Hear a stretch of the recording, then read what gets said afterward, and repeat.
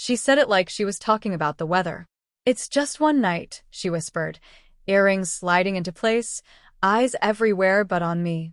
This was the same woman who once cried if I went to sleep upset, who used to swear every silence mattered.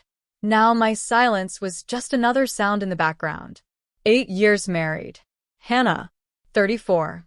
Uncomplicated beauty, the kind of woman whose laugh once felt like it could interrupt thunderstorms.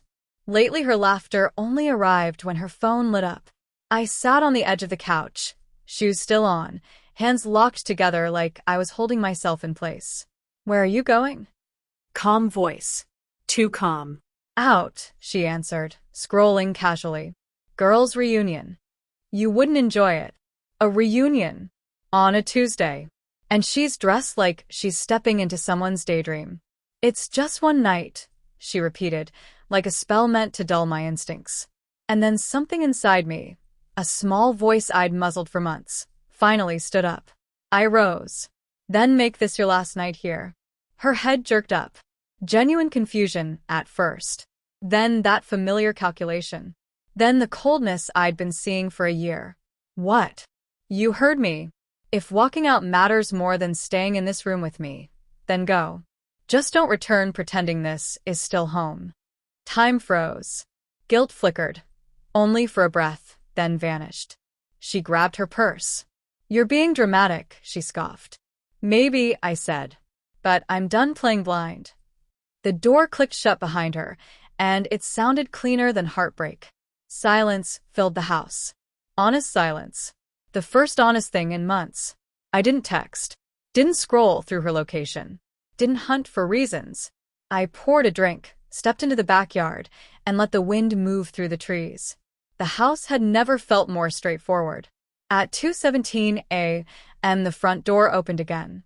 Her heels came tapping down the hall, like she was worried they might echo too loud. You're still awake, she murmured.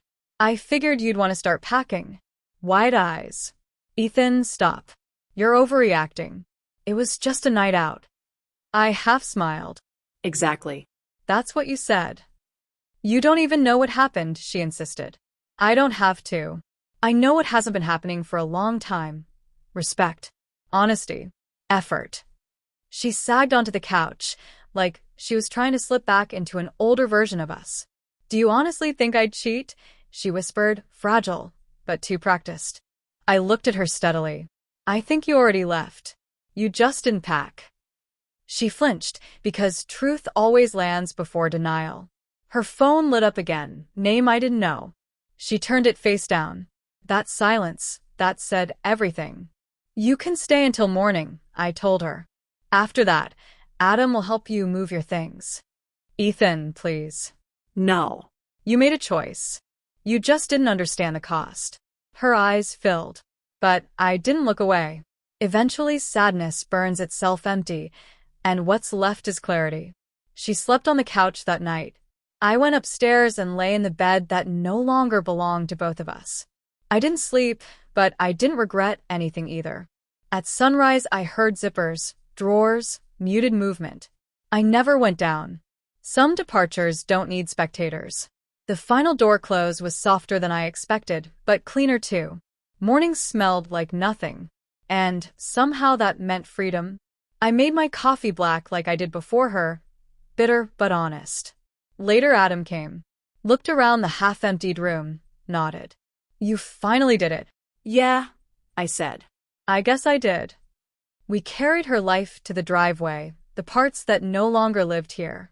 When the last box was gone, he clapped my shoulder. You're gonna be all right. I already am. And I meant it. That evening I drove to the coast. Sun bleeding into the water like a slow ending. I let the wind hit my face and felt the strange lightness of a door quietly closing. You don't lose someone in one single night. You lose them in tiny pieces. Until one day you realize there's nothing left to hold. A week later she texted, "Can we talk?" I stared at the screen. The version of me who used to chase hope didn't move. There's nothing to discuss, I replied. Another message. I made a mistake. Maybe she did. Maybe she didn't. But I'd stopped living inside her decisions. So I wrote back. So did I. But I learned from mine. Then I deleted the thread. That night, I slept 8 uninterrupted hours. Months went by.